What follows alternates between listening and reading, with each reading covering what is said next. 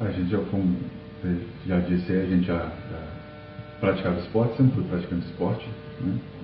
E quando mais novo eu era inveterado em natação, né? Era cupim de piscina. Mas aí começaram a aparecer as bicicletas de mountain bike mesmo. A gente só fazia passeio em roça com turma, um monarcão antigo ainda, mas quando começaram a surgir as bicicletas de trilha, inclusive a primeira montada em Mantena, lógico que não a nível de bicicleta que se vê hoje, né? Mas bicicleta de trilha em Mantena eu trouxe uma monta aí uma de fora, e daí nós começamos a fazer trilha. E o que bombava aqui na época eram os trilheiros de moto. E depois, de pouco a pouco, começando a crescer, algumas pessoas de moto, igual o Jimmy Torneiro, Marcelo Guerra, começaram a envolver o pessoal de bike e produzir alguns enduros de bicicleta. Deve ter feito uns 3 mais ou menos. E aí a galera começou a crescer, as trilhas começaram a crescer, e de lá para cá vem pedalando, apaixonando cada vez mais por pedal. Aí com o passar do tempo surgiu a possibilidade, vamos fazer um passeio em Guriri. E aí um topou, começava na época, acho que foi o Manel de Valdim, o Zé da Academia, que hoje é o Zezão, né? E nós fomos para Guriri. Saímos 3 horas da madrugada e meio-dia mais ou menos nós chegamos lá. Aí foi nossa primeira aventura. Chegamos lá na sexta-feira, sábado ficamos lá e voltamos no domingo. Você imagina uma pessoa, igual aquele que eu te falei, você imagina uma pessoa chegar aqui de tênis e tudo, de roupa e tudo, entrar pro chuveiro e ficar meia hora debaixo d'água para tentar relaxar. E aí depois disso continuamos a pedalando, fazer o circuito Limeira, Ariranha, Limeira, Itabirinha, São João, fizemos isso várias vezes.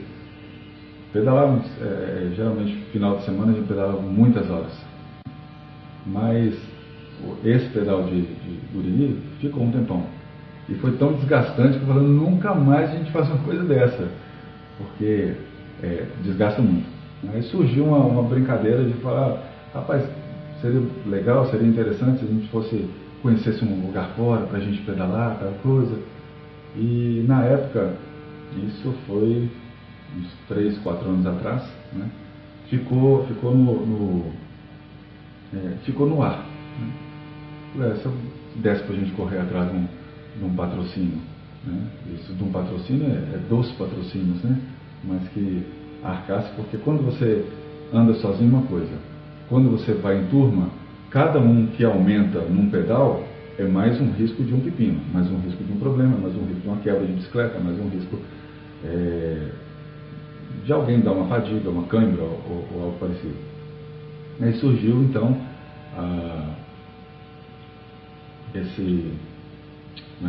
a ida em Santa Teresa. Né? Nós fomos lá, organizamos tudo, organizei carro, corri atrás dos patrocínios, junto à galera, nós fomos em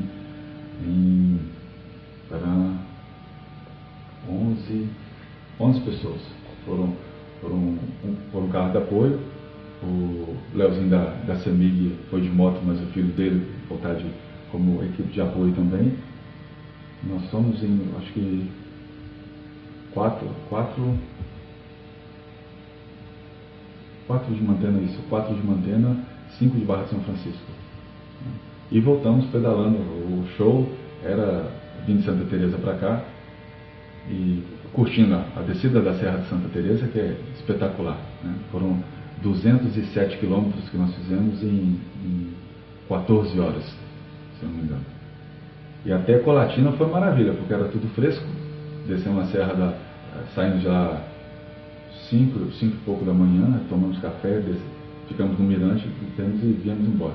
Por volta de meio-dia, você imagina Colatina naquele solzinho, né, por volta de 40 graus. Atravessamos ali, a coisa foi muito cansativa, muito. Tinha uma hora que parecia que a gente não ia romper, porque com o calor muito grande, o asfalto, o calor que sobe do asfalto é maior do que o calor que vem de cima. Então aí me vieram, tinha alguns desejos na mente. Guriri a gente já tinha feito umas 4 vezes já, ida a Guriri, tanto daqui para lá quanto de lá para cá. E aí surgiu também o desafio, juntei, era sempre assim, né? O maluco aqui corria atrás dos patrocínios, você juntava outros malucos, vocês topam ir, topam. E aí surgiu o desafio a Valadares. Ir a Valadares e voltar. E a coisa começou a girar assim, desafio 24 horas. Aí era ciclo aventura, passando para ciclo desafio, né? Mas sempre dentro disso aí. E o negócio, como a maioria dos pedais tomava muito tempo, uma das coisas era que a gente pudesse fazer o esporte, mas sem abandonar a casa. Eu sempre falava muito isso com o pessoal. Porque se fosse olhar a coisa normal, você sairia na sexta, curtiria no sábado, voltaria no domingo, mas aí você ficava curtindo enquanto a sua família ou outras pessoas ficavam na sua casa esperando. Então aí surgiu a ideia dos desafios. Aí teve esse desafio de Santa Teresa, teve o desafio de Governador Valadares. Nós saímos de madrugada às 5 horas, 5h30 daqui, chegamos em Valadares por volta de meio-dia, sei que deu 7 horas. Subimos o Pico do Bituruna, mas aí já com o bike em cima do reboque. Descemos a trilha da Embratel, isso aí foi até uma maravilha, 6 pneus na descida, agarrou, atrasou o passeio todo, porque já não tinha uma câmera onde já tudo estourado. E saímos de Governador Valadares por volta de 6 horas da noite, e chegamos aqui em Mantena 4 e pouca da manhã. O negócio era completar tudo dentro de 24 horas. Aí veio, eu tinha 2 sonhos. Um conseguir ir a Vitória e o outro conseguir a BH. Eram as 2 extremidades. Esse de Vitória eu comentei com algumas pessoas, né, mas não consegui patrocínio, não consegui nada, não corri atrás de nada. Falei, minha intenção era ir. Num determinado dia aí, eu avisei pro pessoal, e a coisa também era conseguir ir e voltar dentro de 24 horas. Aí saí daqui meia-noite do sábado e cheguei em Vitória 2h40 da tarde. Sozinho. Só com a pochete mesmo, capacete, não tinha nada. E aí cheguei lá, como precisava levar o meu filho para Aracruz, então juntei o útil ao agradável. O cara que, o Aís, sempre foi uma maravilha de pessoa, sempre que precisou se dispor para estar num carro, ele ia. Então, como o meu projeto era ir a Vitória, né? Esse não dava para fazer ida e volta, que para fazer um percurso tão rápido assim, só se fosse de speed, né? Mas o meu negócio era conseguir chegar à Vitória. Aí fiz com 14 horas e 30 minutos, se não me engano, o tempo foi esse. Ele levou meu filho em Aracruz e me pegou em Vitória. Como eu, de qualquer jeito eu tinha que voltar de ônibus, voltei. Disso aí, voltamos de Vitória, estou de 4 anos para cá. Aí foi crescendo a coisa. Falou, olha, deu certo lá. A primeira tentativa de ida para BH, nós saímos daqui no sábado, 4h30 mais ou menos, saímos para BH. E o ideal desses passeios é a gente pedalar justamente na parte da madrugada, que é fresco. Por incrível que pareça, é a parte mais segura da viagem, porque os black lights, os pistas, né? À noite as pessoas respeitam, mas de dia eles veem um ciclista, e como é ciclista, eles só distanciam um pouquinho, às vezes passam raspando em você. Geralmente a gente parava de 3 em 3 horas para fazer a alimentação. Aí rodamos a madrugada inteira e chegamos na parada do avião, num sol castigante, tão terrível quanto a vinda de Santa Teresa, só que faltava pouca coisa para chegar, o percurso muito menor, não tinha como continuar. E aí você lembra de sua família, você lembra do pessoal da sua casa, fala, olha, pondera, se não aguentar, para, se não aguentar, volta, que é muito melhor. e aí abortamos ali. A sensação não foi muito agradável não, né? Porque você faz todo um projeto, você cria um sonho, você cria uma expectativa, e acabou que ficamos a cerca de 60 quilômetros do alvo. Para quem já tinha andado cerca de 380, 390, você fala, pô, só faltaram 60 quilômetros só. E aí voltamos. E quando cheguei aqui na garagem aqui de casa, né, aí minha mãe me recebeu, a família toda, e aí, como é que foi? Eu falei, não deu certo, não conseguimos fazer. Aí chegamos aqui, mais uma vez, falei, cara, olha, valeu, muito bom, não entramos numa dessa nunca mais, foi a coisa mais bruta que nós já tínhamos feito até então. Sabe quanto tempo demorou isso nunca mais? Uma semana. Isso era por volta por volta não, mês de março eram minhas férias. Aí em março mesmo, liguei pro pessoal, tô com um projeto assim, como nós enfrentamos o calor, vamos encarar, treinar mais e vamos encarar o inverno, e aí já não seria mais Valadares a Mantena. Nós sairíamos iríamos a Belo Horizonte de carro e viríamos de BH para cá. E esse foi o maior programa de índio. Se você for olhar, o ideal seria o quê? Você vai fazer uma coisa dessa, você viaja, descansa um dia, como é atividade física, depois de descansado você vai fazer atividade física. Nós não, por falta de... todos trabalhavam, então para poder encaixar coisa, então só dava para sair na sexta e queimar o sábado e domingo. O mais tardar era segunda-feira se precisasse, né? Aí nós saímos daqui sábado 7 horas da noite, chegamos em Belo Horizonte 1 hora da manhã, bagaçado já de 7 horas de viagem, trancado, com o carro apertadinho, que é uma montoeira de gente, voltamos pedalando. E é um dos percursos mais terríveis. Nós não temos história, né, de outras pessoas que fizeram, porque é paredão o tempo todo. As pessoas falam assim, se tivesse ido de Mantena para Belo Horizonte é mais fácil. Não, tudo é a mesma coisa. Se você pega daqui para Belo Horizonte, você tem a parte chegando em Antônio Dias, que você 30 quilômetros de paredão. E depois chegando em BH, você pega 30 quilômetros, quase cerca de 30 quilômetros mais ou menos de descida. De lá para cá, a mesma coisa. Num frio, mas o inverno já é inverno, né? Então você imagina, nós pegamos girando por volta de 10 graus. Você imagina você subindo serra, pedalando, e lógico, no nosso ritmo, não ritmo assim, não é aquela coisa de passeio, né? Simplesinho passeando, mas não é a coisa de competição também, desesperados pelo asfalto. Até porque não adianta você explodir no começo, sendo que você tem todo um final ainda que você não conhece o seu corpo depois de tantas horas de pedal, passando mais de dia pedalando. Então, você imagina você desgastando, subindo serra e mesmo assim batendo queixo, você suando e batendo queixo, né? Então um vídeo que eu fiz, virei pro Julinho, falei, Julinho, como é que é? E ele pedalando, eu falei, tá frio, cara, tá muito frio. Julinho, fala alguma coisa aí, Julinho. E aí, tô aqui, legal? Como é que tá a temperatura? O que você acha aqui? Muito fresco. Muito fresquinho. Tá quase congelando o bico. Tá gelando demais, irmão. Quem é alto, Galera, tá gelado demais. 30 quilômetros. Morra acima. Tauá, Resort Caeté. Tá bravo. Amanhecendo, galera, aí. E fomos por volta de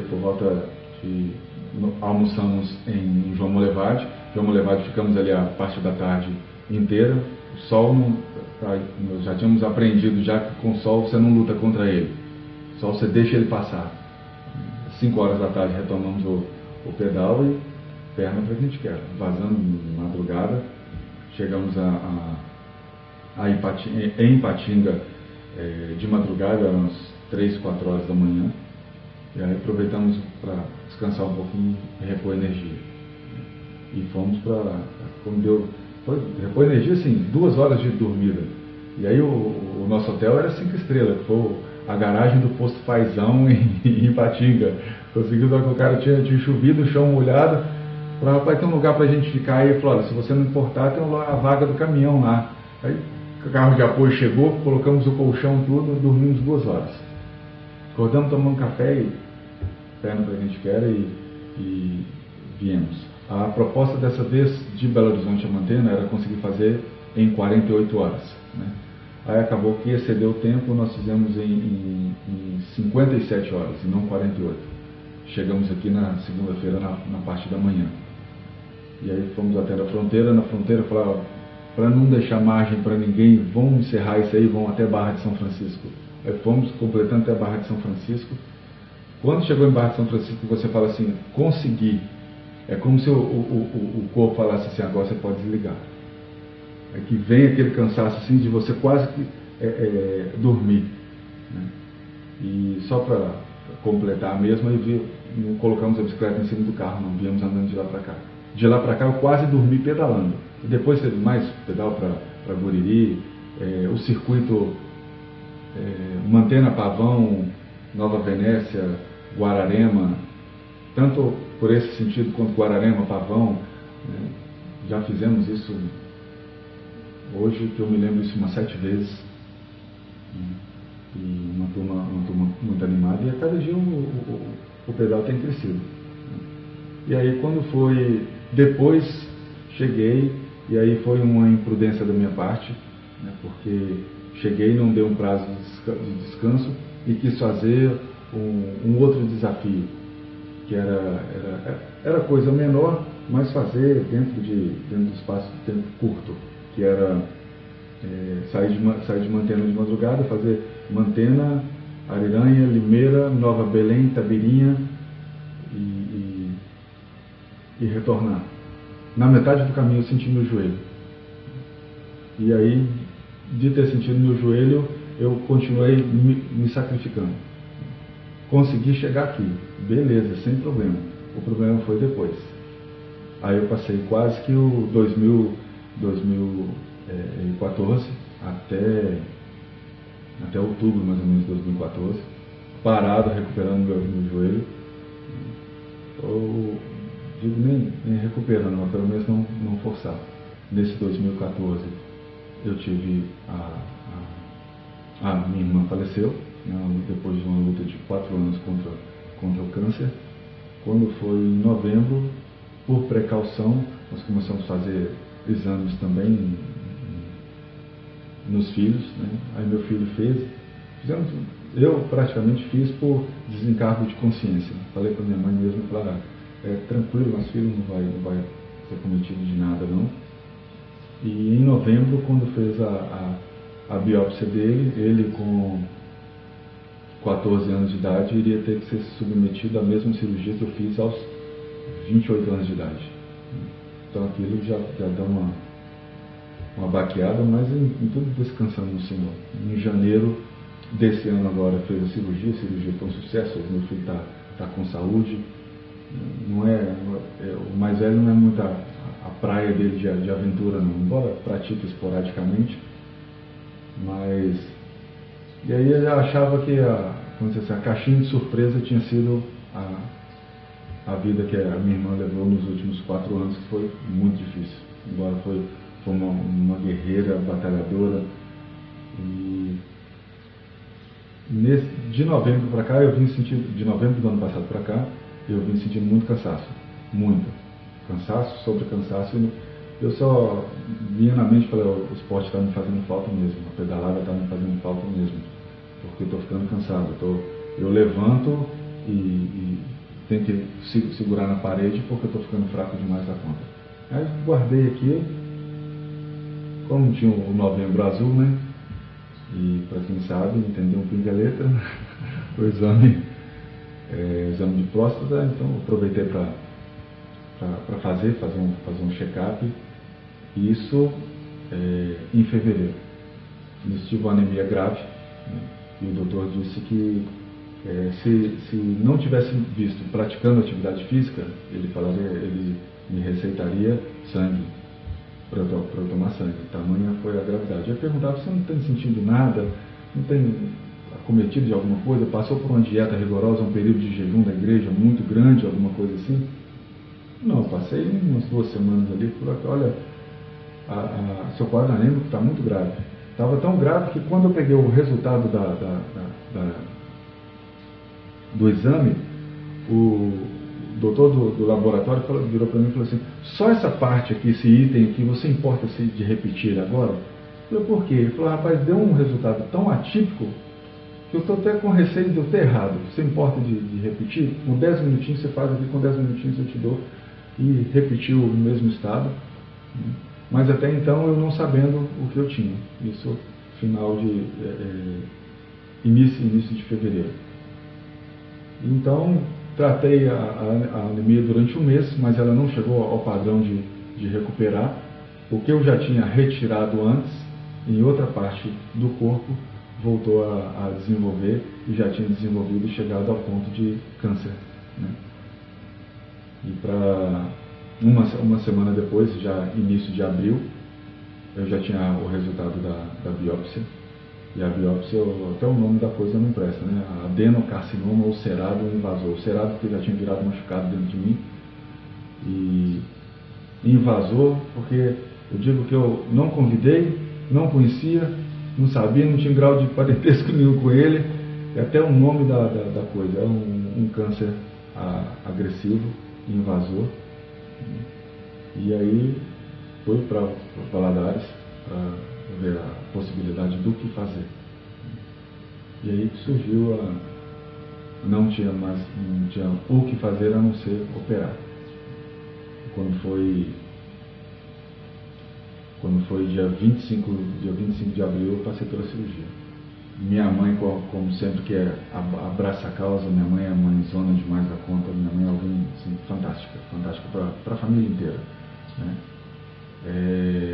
Decidiu cobrir os gastos, né? Nisso meu cunhado se dispôs também, né? E meu cunhado Ulisses. Nisso antes, hoje eu estou ostomizado, né? Eu não seria ostomizado, o médico já com a biópsia, com tudo já, e pela tecnologia de hoje, por tudo que tem de melhor hoje, o próprio médico me tirou de cabeça, falando: olha, a tecnologia hoje é avançada, você não vai precisar usar a bolsa, não vai precisar ser ostomizado nem nada, mas o dia que eu saio passaram 5 horas de cirurgia, a cirurgia demorou demais da conta. Ele falou que a cirurgia demorava em média 3 horas, demorou 5 horas, 5 horas e meia, cirurgia muito demorada. Mas que devido ao espaço pequeno que eu tinha de intestino delgado, não dava para conectar embaixo e ainda fazer a bolsa interna. E aí, nisso, ele me deu essa explicação, porque assim que eu acordei da cirurgia, a primeira coisa que eu fiz foi passar a mão na barriga. Quando eu passei a mão na barriga, eu falei: opa, o que essa bolsa está fazendo aqui? Ele me tirou de cabeça. Então, só que eu tinha, devido ao meu tamanho, se eu tivesse uma hiperextensão abdominal, alguma coisa, eu corria o risco daquilo romper. Se rompesse dentro de mim, era necrose, infecção generalizada. Mas então, eu usei de lá para cá. E foram 3 meses de luta, 3 meses de muita provação, 3 meses de muita humilhação. O estado humilhante da coisa, não bastasse você ter passado por coisas terríveis vindo, não bastasse você ter sido acometido de um câncer, agora estomizado, então passando por todo um problema um processo de adaptação, que ao invés de melhorar, a coisa só piorava. Então foram 3 meses muito difíceis. E eu não tenho como aqui deixar de descartar que em todo esse tempo, quem fez a diferença foi Deus. Quem fez a diferença foi a presença de Jesus, sabe, sustentando, amparando, te mantendo em pé, sabe, honra e glória e louvor ao Senhor o tempo inteiro, porque quem me garantiu vitória foi Ele, quem me garantiu estar de pé, quem me garantiu estar aprumado, e hora nenhuma baixar a cabeça, hora nenhuma eu posso afirmar isso, hora nenhuma, não houve uma reclamação, não houve uma murmuração, sabe, por entender porque é propósito de Deus por entender que Deus está no meio. E pegando esse gancho aqui, eu aprendi que quando você murmura, você está dizendo para Deus: se eu estivesse no lugar do Senhor, eu faria diferente.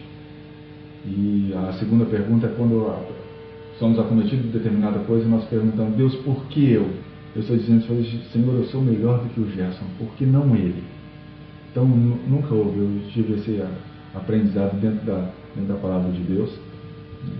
E há um mês atrás, 40 dias atrás, eu passei pelo reimplante do estômago.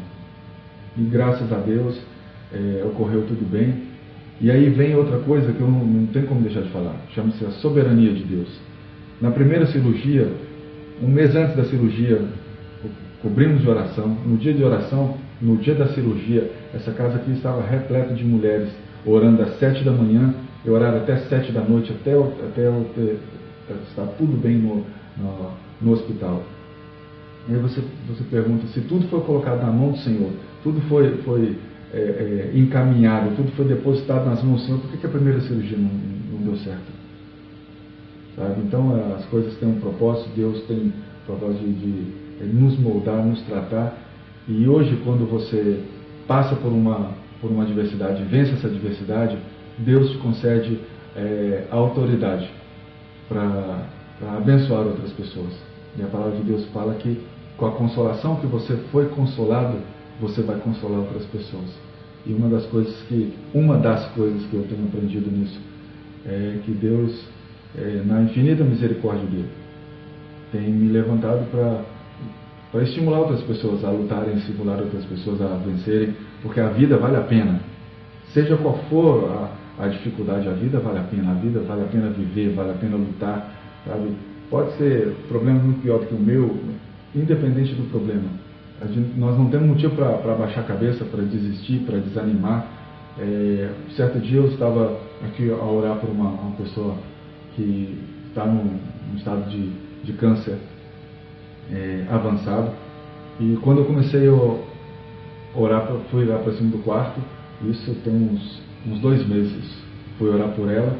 E quando eu fui orar por essa pessoa, o Espírito Santo ministrou no meu coração e me fez a seguinte pergunta: quem disse que os meus propósitos sobre a vida dessa pessoa terminou? E o estado dela era grave. Naquele dia, liguei para as pessoas e falei: eu quero dizer que Deus mandou te dizer que os propósitos de Deus para a sua vida não terminou. E essa pessoa é uma batalhadora. E Deus tem tido misericórdia e suprido a vida dela. Sabe? E de um mês para cá, cerca de 40 dias para cá, né, vou repetindo, eu fiz o reimplante do estômago e deu tudo certo dessa vez, graças a Deus. E continuo estomizado, mas continuo vivendo, continuo me alegrando. A palavra do Senhor diz que o choro pode durar uma noite, mas a alegria vem pela manhã. Então, vamos dizer, especificamente 2 semanas para cá, eu estou vivendo essa alegria, estou vivendo esse transbordar de Deus. Fiz ressonância magnética, tomografia computadorizada de toda a parede abdominal até a pelvis, né? E está tudo ok. Vamos dizer, deu tudo negativo por um lado e tudo positivo de bênção. Semana passada, os médicos me liberaram para a prática da atividade física. Para mim foi uma maravilha. Me liberaram para voltar a pedalar. Então, anteontem já fiz uma pedalada de 30 km. Quando foi ontem, foi um de quase 60 km. Então, assim, retomando, muito aquém do que eu era, mas muito melhor do que eu esperava. Muito melhor. E aí já tem projetos ano que vem para voltar a Guriri de novo. Um amigo meu que mora ali em Goiás e quer vir para cá, né, para fazer essa retomada. E tenho esse desafio 1000 milhas, chama Iron Boots, né? Desafio 1000 milhas. A tradução é bunda de ferro. E aí estão amadurecendo a ideia ainda. O Léozinho da Semig, o Chips, né? Por enquanto só nós três, os 3 mais malucos. Tem um processo ainda são 12 sessões de quimioterapia que estou passando. De repente quem olha fala assim, então tá bem, já está praticando esporte, está fazendo tudo. Fala, sem dúvida. Só que qual é a coisa? Qualquer atividade física que eu faço, na hora que eu volto é tomar banho e cama. Porque fica trêmulo. A droga da quimioterapia, ela te deixa fadigado, baixa a resistência do corpo, baixa a defesa imunológica. Então algumas coisas eu tenho que evitar, como lugares fechados durante muito tempo, aglomeração, produto químico, inclusive todo esse tempo da quimioterapia eu sou proibido de trabalhar, proibido de exercer minha função lá. Mas quanto mais atividade física eu puder fazer, melhor o corpo vai ganhar força e correndo até o risco de reduzir a quimioterapia. Provavelmente termina até dezembro desse ano. Mas, no mais, Deus restaurou a minha sorte, me deu uma nova possibilidade de vida. Enquanto eu já vi pessoas aí esmorecerem porque souberam da notícia de um câncer, eu sei que só sabe o que é a palavra câncer quem vive. Só quem passa pela notícia do câncer sabe qual a rasteira que é, qual o sentimento de vazio, às vezes o medo, e o que passa aqui dentro. E se aqui dentro não funcionar direito, a pessoa esmorece. Uns dias atrás fiquei sabendo de um rapaz que chutou o pau da barraca, não quer saber mais de Deus, se revoltou contra Deus, se rebelou contra Deus, porque ele entende que Deus está castigando ele entende que Deus errou contra ele. E aí, olhando diretamente assim, quer dizer que Deus não falha, Deus não erra, Deus é perfeito, sabe? E que problema nenhum, eu posso afirmar isso, problema nenhum é motivo para ninguém desanimar. A vida é perfeita. E vale aquele ditado, a vida só é dura para quem molha. Mas o tempo todo é Deus dando motivação para a gente viver, erguer, sabe? Bola para frente, eu costumo dizer que atrás vem gente, e lutar. Conquista não vem de graça, as vitórias não vêm de graça. Eu sempre digo que um boxeador não ganha do outro se o outro boxeador não estiver lá no ringue. Então, às vezes nós queremos vitória, mas nós não queremos um adversário. Nós queremos vitória, mas nós não aceitamos o oponente. E quando o oponente vem para nos fazer crescer.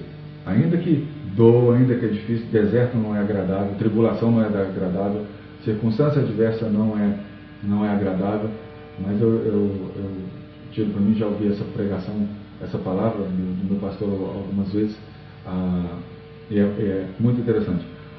A águia, quando ela está voando, e a águia sempre enxerga tudo de cima para baixo, o problema dela é tudo visto de cima para baixo, é diferente da galinha que só vive ciscando e olhando para baixo. Mas até mesmo quando o vendaval, quando a águia está voando, ela pega um vento muito forte, quando aquele vento forte pega, ela faz isso e utiliza do peito para subir mais ainda. Então a adversidade, luta, é feita para fazer a gente crescer. Ainda que no momento seja difícil a gente dizer que todas as coisas cooperam juntamente para o bem daqueles que amam a Deus, mas as coisas cooperam. A vida foi feita para a gente viver e viver com qualidade. Frutos do pedal, que subida do contorno em barro, lugar top demais da conta. Bruto demais! Bruto demais tartaruga desse jeito? Bruto é todo aquele que não se acomoda, mas parte para a conquista.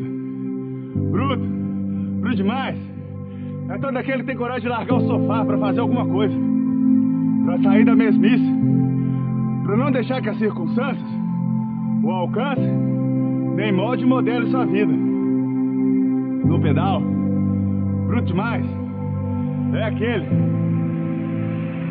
que larga o conforto do sofá para sentar na dureza do banco da bike, que larga o quentinho, o conforto da cama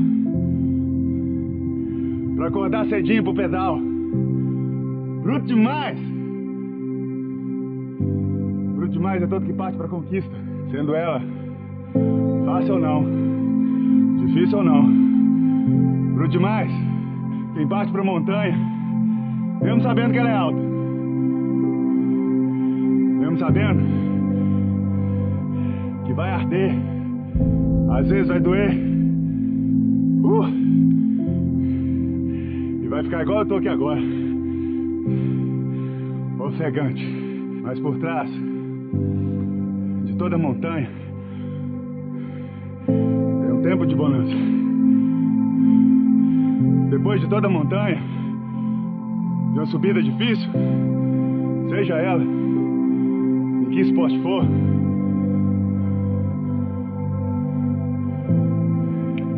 ou na vida,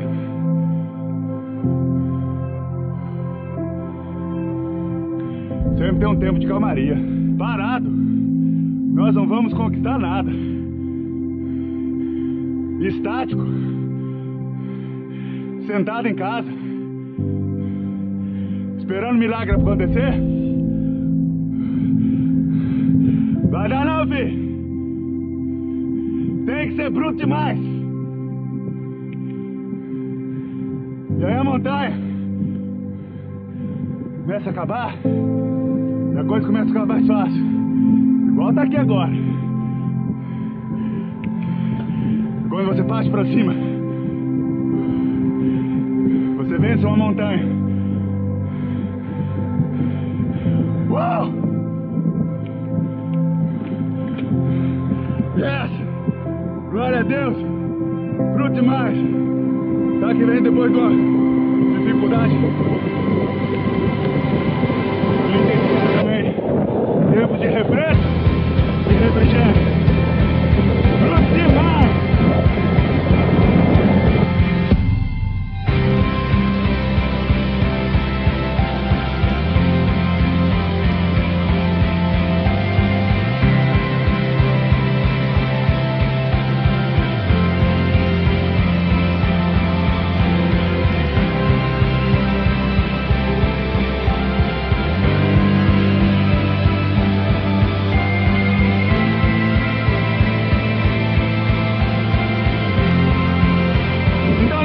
De conquistar, não desista de lutar, não desista de partir pra cima, os seus sonhos, quem conquista é você, a sua vitória, quem tem que correr atrás é você, sem essa de andar cabisbaixo, olhando pra baixo com a galinha, mas voando nas alturas, olhando de cima pra baixo, olhos como de águia, tá de pé. Quem disse que pra mim tá fácil? A cada manhã, a cada dia. Tão simples. Bastando você entregar o seu coração pra ele. E ele fará mudanças tremendas na sua vida. Valeu? Bom dia. Seja forte. E que esporte for. Não quer dizer que você vai ser o primeiro, mas você vai se esforçar pra ser o melhor de você mesmo. Pra você mesmo. Seja forte na vida. Levante a cabeça. Erga a luz e conquista. Vai tudo aí pra você.